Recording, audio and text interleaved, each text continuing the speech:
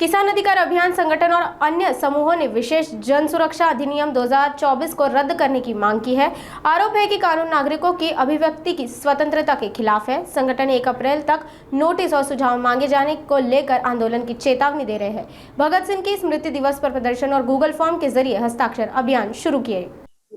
महाराष्ट्र शासनाने डिसेंबर 2024 ला विशेष जनसुरक्षा अधिनियम लागू करून भारतीय गणराज्याच्या 75व्या वर्षी हा कायदा लागू करून हा भारतीय राज्यघटनेचा जो मूलभूत अधिकार आहे त्याचा उल्लंघन करणारा हा कायदा आहे। आणि म्हणून या कायद्याचा विरोध आम्ही वर्ध्यामध्ये सगळ्या जनसंघटनांचे जे प्रमुख लोक आहेत ते इथे करत आहोत। आणि जोपर्यंत हा कायदा रद्द होणार नाही आहे तोपर्यंत इथे सलग आंदोलन चालणार आहे, त्याची घोषणा आम्ही आज इथून करत आहोत।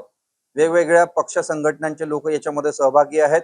ज्या पद्धतीने 1928 ला ब्रिटिश सरकारने जनसुरक्षेच्या नावावर कायदा करण्याचा प्रयत्न केला होता, जनतेचे अधिकार दाबण्याचा प्रयत्न केला होता, त्यावेळी आंदोलन झालं होतं। भगतसिंगांनी त्यावेळी ठणकावून सांगितलं होतं, भारतीय राष्ट्रीय काँग्रेसने त्यावेळी ठणकावून सांगितलं होतं।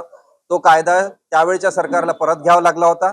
पुन्हा या सरकारने 100 वर्षानंतर जवळपास त्याच पद्धतीचा कायदा लोकांचे अधिकार दाबण्याचा प्रयत्न करत आहे, अभिव्यक्ती स्वातंत्र्यावर घाला घालत आहे, कुठाराघात करत आहे। आणि ह्याच्यामुळे लोकांचे सरकारच्या विरुद्ध बोलण्याचे अधिकार संपणार आहे, स्वातंत्र्याचे अधिकार संपणार आहे। आणि म्हणून हा कायदा सरसकट सरकारने रद्द करावा या मागणीसह आम्ही सरकारला निवेदन पण करतोय। आणि जोपर्यंत सरकार मान्य करणार नाही तोपर्यंत रस्त्यावर पण आम्ही आंदोलन करणार आहोत।